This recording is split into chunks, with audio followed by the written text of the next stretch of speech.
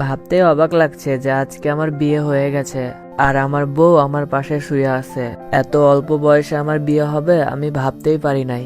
কেমনে ভাববো বলেন, আমি সবেমাত্র টেনে উঠলাম। আর আমার যার সাথে বিয়ে হয়েছে সে আমার 1 বছরের ছোট, মানে সে এখন 9-এ পড়ে। আর মজার বিষয় হচ্ছে ও আমার সম্পর্কে চাচাতো বোন লাগে, মানে আমার আব্বুর ফ্রেন্ডের মেয়ে। বলতে গেলে আমাদের দুইজনের বাসা একটাই। ওরা বাড়ির ওপর তলায় থাকে আর আমরা বাড়ির নিচতলায় থাকি। আমার ছোটবেলা থেকে ওরে আমি বোন ভাবছি। ও যে আমার কখনো বউ হবে আমি কখনো কল্পনাও করতে পারি নাই। তো চলেন আমি আপনাদের পুরো ঘটনাটা খুলে বলি। আমি একদিন আমাদের বাসার ছাদে যাইতেছিলাম। এইটা দেখে আম্মু বলে যে উপরে কোথায় যাচ্ছিস? আমি বলি এই তো আম্মু ছাদে যাইতেছি কবিতর দেখতে। তারপর আম্মু বলে যে তুমি যে কবিতরে দেখতে যাইতিছো সে তো নাই, সে তো মামার বাসায় গেছে।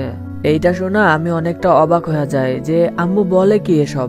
আমি মনে মনে অনেক ভয় পাইতেছিলাম যে আম্মু কি যাই না গেল যে আমি পাশের বাসার মাইশারে দেখতে যাইতেছি।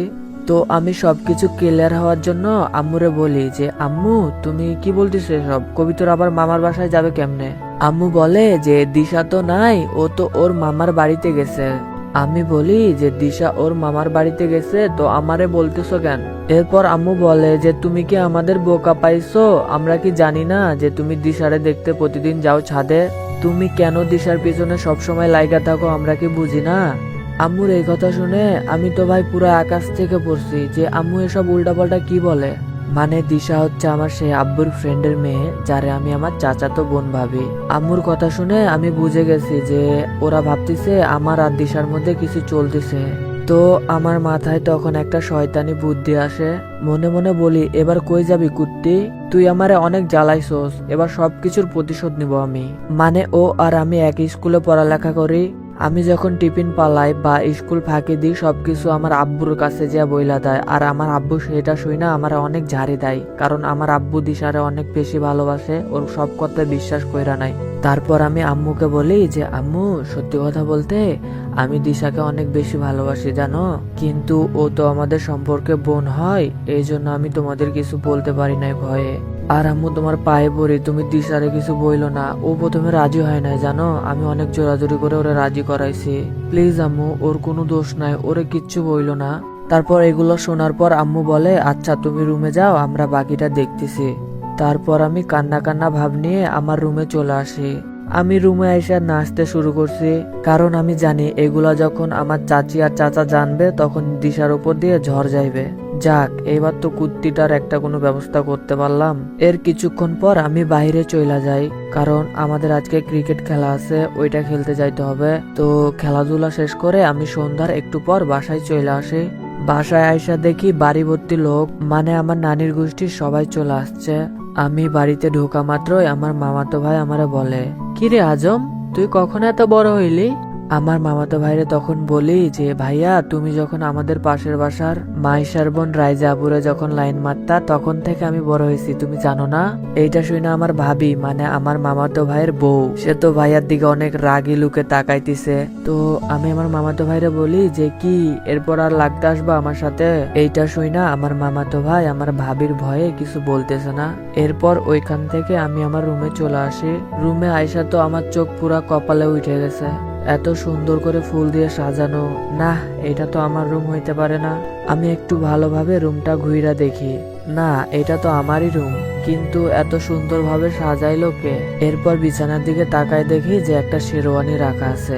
আমি মনে মনে ভাবি যে শেরওয়ানি আবার আমার বিছানা এলো কোত্থেকে। তারপর আমি শেরওয়ানিটা হাতে নিয়ে দেখতে থাকি।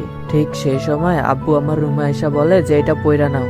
আমি আগেই বইলা রাখি যে আমি আব্বুরে অনেক বেশি ভয় পাই, আর আমাদের বাসায় আমার আব্বুর মুখের ওপর কেউ কথা বলতে পারে না।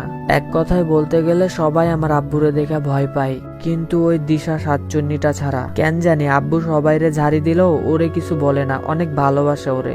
মাঝে মাঝে তো আমি অবাক হয়ে যায় যে ও আব্বুর মেয়ে নাকি আমি আব্বুর ছেলে। তো আব্বু যখন বলে শেরওয়ানিটা পইরা নাও তখন আমি ভয়ে ভয়ে আব্বুরে বলি যে আব্বু এটা তো যাদের বিয়ে হয় ওরা পরে, আমি কেন পরবো?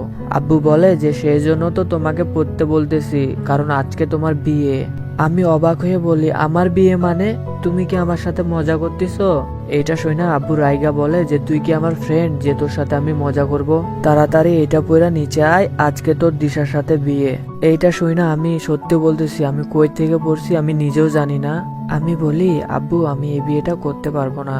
এইটা শুনে আব্বু ঝাড়ি দিয়া বলে যে তোমার মুখ থেকে যেন আর একটা কথা না বের হয়, তাড়াতাড়ি নিচে আসো এটা পইরা। কি আর করার, আমি ওইটা পইরা নিচে চলে আসি। সবাই যেন কেমন করে তাকাচ্ছিল আমার দিকে, যেন কোনো চিড়িয়াখানার প্রাণীরে দেখতেছে। তারপর ওইভাবে আমাদের বিয়েটা হয়ে যায়। আমি কখনো কল্পনা তো ভাবতে পারি নাই যে এই সাতচুনিটা আমার বউ হবে। তো এইভাবে আমার ব্যাচেলার লাইফের সমাপ্তিটা ঘটা যায়। তো এখন দিশা আমার সামনে বউ সাইজা বইসা আছে। নীল একটা শাড়ি পরাইছে ওরে। নীল শাড়িতে ওরে অনেক সুন্দর লাগতেছে, যেন কোনো নীল পরী। যদিও আমি পরী কখনো দেখি নাই, তবে মানুষের মুখে শুনেছি যে পরীরা নাকি অনেক সুন্দর হয়। দিশা তো এমনিতেও অনেক সুন্দর, তার উপর আবার নীল শাড়ি আর হালকা মেকআপ করাইছে, সব মিলাইয়া অসম্ভব সুন্দর লাগতেছে ওরে। এখন আমরা দুইজনেই চুপচাপ হইয়া বসে আছি। ও কিছু বলতেছে না। তারপর আমি একটু জোরে করে বলি, এই দিশা। তারপর ও বলে যে কি হয়েছে, এত চিল্লাচ্ছিস কেন? আমি বলি, আয় হায়, এই কি অবস্থা তোর? নিজের স্বামীরে কেউ তুই করে কথা বলে? তুই এখন আমার বউ না, বউ কি কখনো স্বামীরে তুই করে কথা বলে? তাছাড়া আমি এমনিতেও তো তোর বয়সে বড়।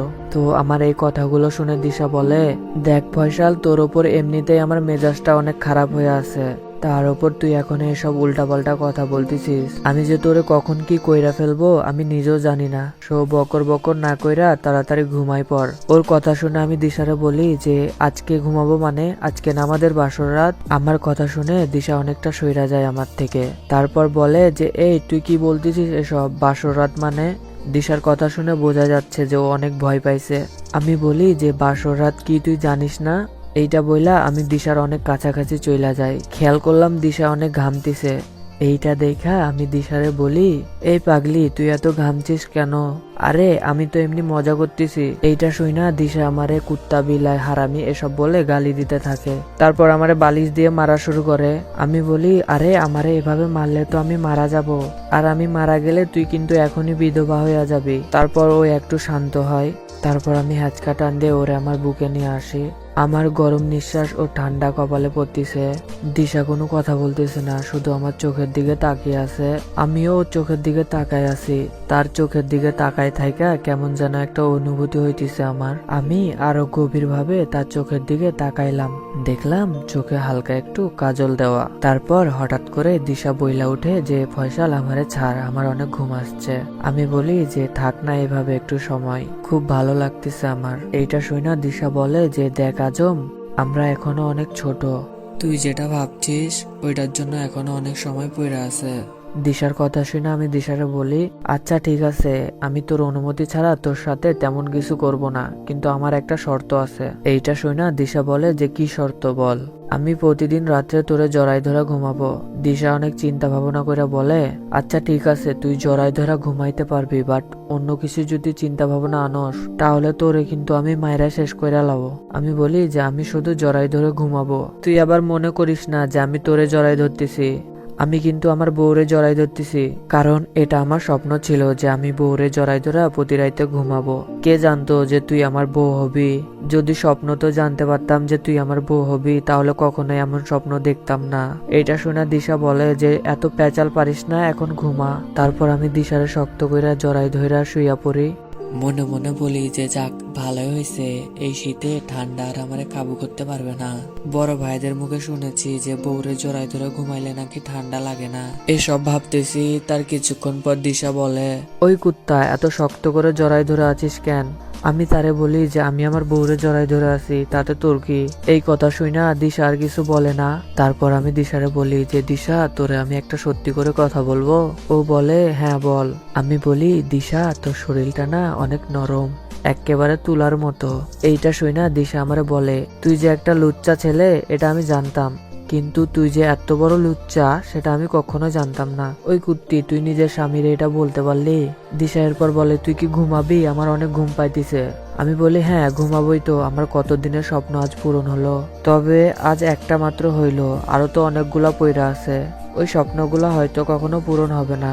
দিশা বলে যে আরো কি কি স্বপ্ন আছে বল। আমি বলি যে তুই শুইনা কি করবি, তুই তো একটা পিচ্চি মেয়ে। এইটা শুইনা দিশা আমারে বলে তুই আবার কত বড়, তুইও তো বাচ্চা একটা ছেলে।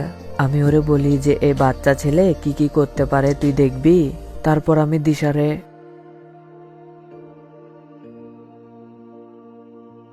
তো ভাইয়া এনাবিরা তোমরা সবাই কমেন্ট করে জানাও যে এই গল্পের প্রথম পার্টটা তোমাদের কেমন লাগলো।